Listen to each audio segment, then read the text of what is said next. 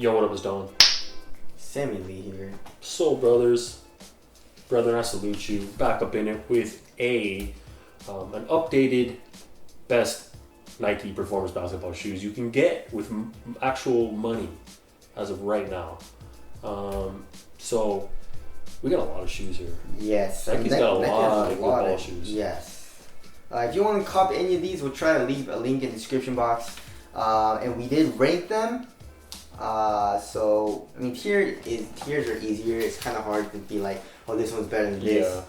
Yeah. Especially since it's mostly our opinion. But anyways, let's start it off with number 14, which is the LeBron 15. Close to being number 15. That would have been nice. LeBron 15, number 15. But a good shoe. There's some issues we had. The traction is not great. You sit pretty high up. You don't feel super stable. But I mean, looks-wise, it's really dope. I mean, if you really want impact protection, it's good. It is a little expensive. And just kind of bulky. We kind of like lighter. We like to feel a little bit lighter on our feet when we're hooping. So yes, I don't know, but not a bad shoe. 13 is the Mamba Rage. Traction is great. The cushion is what kills me, and usually I don't care about cushion. At first, it's pretty nice, but then even after like a week or two of playing in it, dude, like my feet, I would get crazy bad shin splints. My knees started hurting. My feet started hurting. That's Lunarlon, right? Or is it 5? That is, it's Lunarlon. Yeah, which bottoms out pretty easy. Very quickly, you feel super low to the ground, and if you do a really hard landing, it hurts your feet. So just because of that reason, like everything else is super nice, but I just really don't like playing that because my feet hurt. So, but if you're like a younger, lighter dude, then you should be fine. But that's why it's number 13 for me.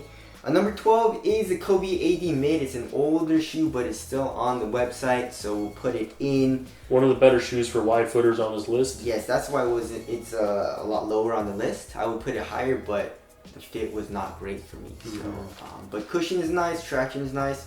Materials could be better, but it gets the job done, pretty well. So there's that. Moving on to number 11 is the CP 3.11. Solid performer, dude. Amazing traction. I mean, very good traction. Cushion could be better, but there's that. And materials could be better, but it gets the job done, just like in the AD mids. Super supportive as well. And I also think that's one of the shoes that's better for wider feet. So and not too expensive either. Yes. All right, moving on to number 10 is the June Rive 2. Very good shoe. Very cheap. One of the cheapest on the list, and it's actually on sale now too. It's a low, it's super minimal, super light. Traction is also very good. And it doesn't really look too bad for how cheap it is. It doesn't look super budget or anything. So solid shoe. Alright, moving on to number 9 is KD11. Great performer. The only things I did not like about it was the lateral containment was very bad and the cushion was pretty high off the ground. But other than that, the cushion is super nice though. Like, zoom feels great. Materials, flying it is also amazing. And fit is great as well, just a little narrow, but it does stretch out a little bit. So there's that. Moving on to number 8 is the PG2, another great performer. It's just traction could be better. If it was the PG1 traction on the PG2, it would be a lot higher on this list. And also another thing I don't like about it is that the heel is pretty dead. Yeah, it's a rough heel. Yeah, I wish the heel would compress a little more or something, but. Still an amazing performer, and it's very, very cheap, $110. So there's that. Moving on to number 7 is the Why Not 0.1. Amazing ass performer, but it's very bulky. So or you could go with the low. They're almost the same thing. Yeah, and all the shoes on the lower end of this list are just all great performers, but there's always a but. You know what I'm saying? So. A little bulky, a little heavy. Not a little bit. Super bulky, you know. Plus with the zoom unit, the cushion is really nice. Has a full-length zoom unit and everything. Great impact protection, but you do lose a touch of response. And when you combine that with it being a little bit bulky and heavy, you just don't feel super light on your feet unless you're a monster like Russell Westbrook. Yes. So. All right, moving on to number 6 is the Hyperdunk 8X or 10 or whatever, the new Hyperdunk. It's not out yet, so I think it's coming out in a few days, or it might even be out when this video comes out. But it's a great performer. Just wish the traction was a little bit better. Cushion, of course, is also something that they could have improved on just a little bit. but it's still not bad. And the materials are super nice, but the lateral containment was just not great. Just a little bit of an issue there. Not a deal breaker though, but still a great performer there. Also pretty cheap. It's supposed to be $130. Moving on to number 5 is the Kyrie Low. Great performer. You just have to break it in. You know, the traction. I mean, like at first it sucks, but once you break it in after playing it in like a week or two, traction starts to get very, very good. So, and also great looking shoe in my opinion. Yeah, not bad. Yeah, moving on to number 4 also pretty cheap too. Oh yeah, $110. Yeah. Moving on to number 4 is the LeBron Soldier 12. Yeah, that shoe kind of made some big improvements since last year. Traction. Did you get a new pair? No. I want to though. Yeah, his broke. Remember with that? Yeah. I want to get the all black, but there's a few different dope colorways. But namely the traction is insane. Traction's good. Really improved. Love the traction. And the support is really good with that strap system. It runs a little long, so you might want to size down a little bit, unless you're maybe a wide footer. But cushion isn't bad either. And just overall very supportive shoe, well-rounded in pretty much every area. Yes. All right, moving on to number 3 is the Kobe 360. Ooh. Amazing performer. It's just the traction is not... It's inconsistent for me. Yeah. You know, especially on dust. If it's clean, amazing traction. Cushion, amazing with that react. When I do hard landings though, my foot like goes to the bottom of the cushion, hits the floor, and that kind of hurts.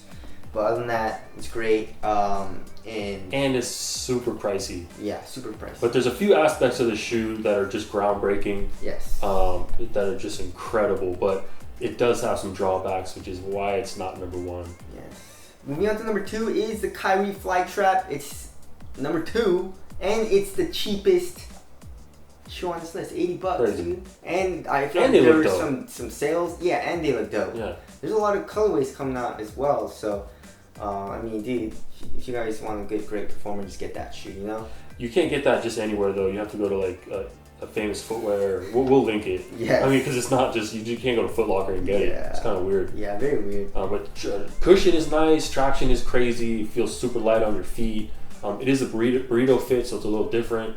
But just a solid shoe. You're gonna want to size down a little bit too. Yes. Like a half a size or so. They run pretty long. All right, moving on to number 1 is the Kyrie Pour. It is so the sexy kind. Oh my God. Amazing performer. Everything about that shoe is amazing besides the break-in period for the traction. At first it sucks ass, but then once you break it in, you get the little nubs off. After breaking it like maybe a week or 2, traction starts to get a lot better. Really, really good. As of now though, traction is great. Yes. And cushion is really good too. It's Cushlon. It's probably the best cushioned Kyrie ever. Up there with the Flytraps, which are honestly really good with just Phylon. It's kind of weird. But the Cushlon is also very, very nice. And then the outsole curvature you get. The upper is super strong and supportive. It's just kind of one of those shoes you just want to grab and hoop. You know, you just kind of... It's the number 1 shoe you reach for when we're not testing a shoe. So, exactly. And it's also pretty damn cheap. Also a ton of different dope colorways. Ooh, I'm getting that laser through whatever. The fuchsia or whatever. Yeah, we're trying to cop that. There's the blackout, which is dope. I mean, there's a crazy amount of good colorways. Oh yeah, the blackout. Are you gonna get the blackout? It's out. Ooh, I know it's out. The blackout is out. I like that fuchsia one though. Oh, that's coming out tomorrow. Yeah.